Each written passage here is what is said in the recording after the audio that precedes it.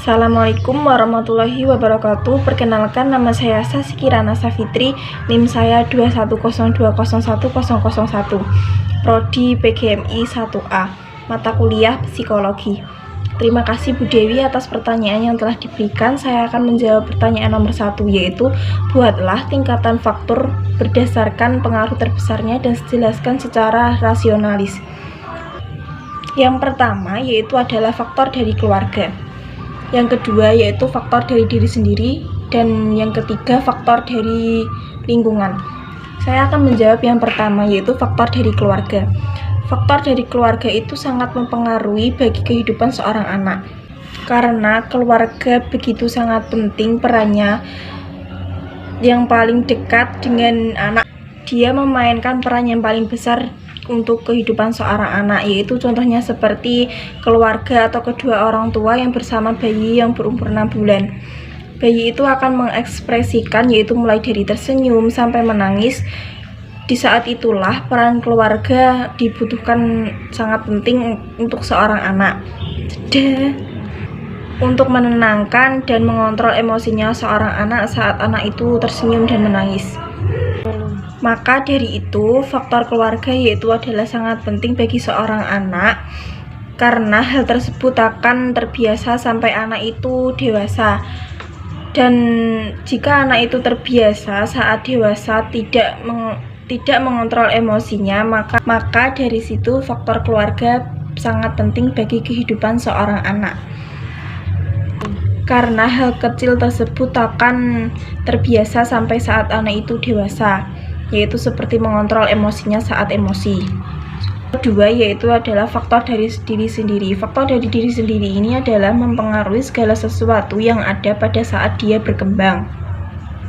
Contohnya yaitu seperti jika seseorang itu terlihat lebih optimis dan positif, maka anak itu lebih maju atau maju lebih awal. Dan jika seseorang itu lebih terlihat pesimis, maka anak itu majunya paling lambat dan akan cenderung lebih malas. Yang ketiga yaitu faktor dari lingkungan.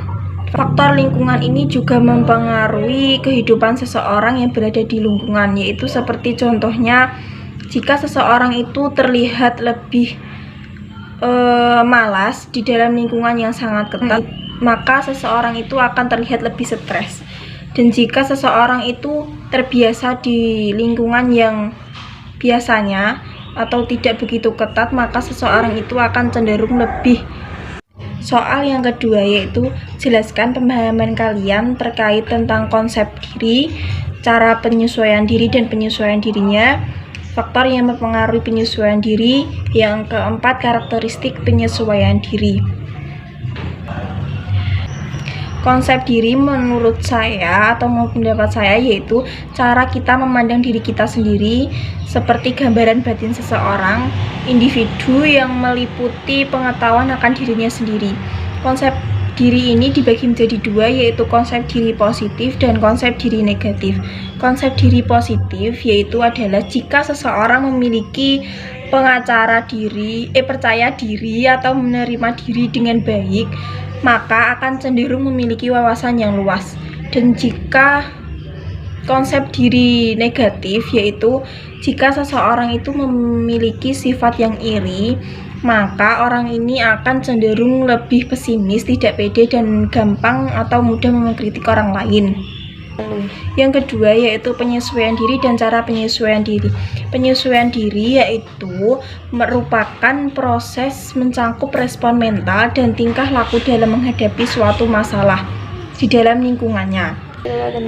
Sedangkan cara penyesuaian diri merupakan dengan belajar bereaksi terhadap dirinya dan lingkungan, bermanfaat bagi lingkungan, menyelesaikan konflik maupun kesulitan pribadi. Faktor yang mempengaruhi penyesuaian diri yaitu yang pertama ada keadaan fisik, keadaan psikologi, keadaan lingkungan perkembangan, dan kematangan seseorang, serta tingkat kebudayaannya. Di karakteristik penyesuaian diri ini dapat mengontrol dan mengendalikan diri, memiliki kesanggupan merespon mental dengan baik dan stres secara wajar. Soal yang ketiga yaitu jelaskan pemahaman kalian terkait ID, ego, dan superego dan berikanlah contohnya. Yang pertama yaitu tentang ID. ID merupakan dorongan-dorongan superego yang belum dibentuk atau belum dipengaruhi oleh kebudayaan atau dorongan yang mempertahankan hidup sebelumnya. Sedangkan ego yaitu perancang atau pengacara diri dalam diri kita untuk melakukan sesuatu atau mengontrol emosi kita. Yang kedua yaitu adalah ego. Ego adalah perancang atau pengacara dalam diri kita untuk melakukan sesuatu atau untuk mengontrol sesuatu.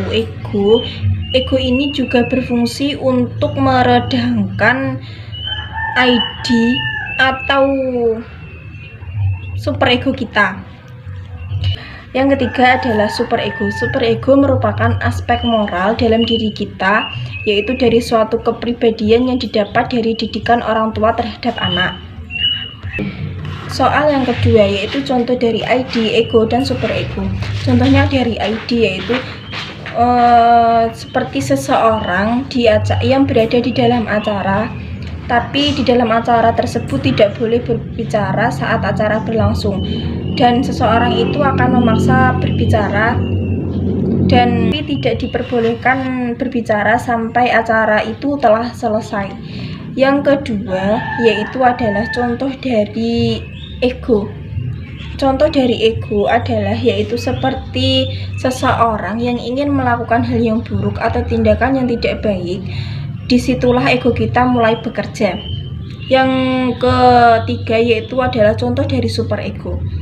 Contoh dari superego ini yaitu Anggita ingin melakukan hal yang buruk, yaitu seperti mencuri mainan milik temannya, tetapi dia mengetahui kalau mengambil milik orang lain itu tidak baik tanpa izin atau tidak diperbolehkan. Soal yang keempat yaitu adalah jelaskan terkait pemahaman kalian, yaitu tentang proses berpikir dan intelijensi. Yang kedua memori dan kognisi.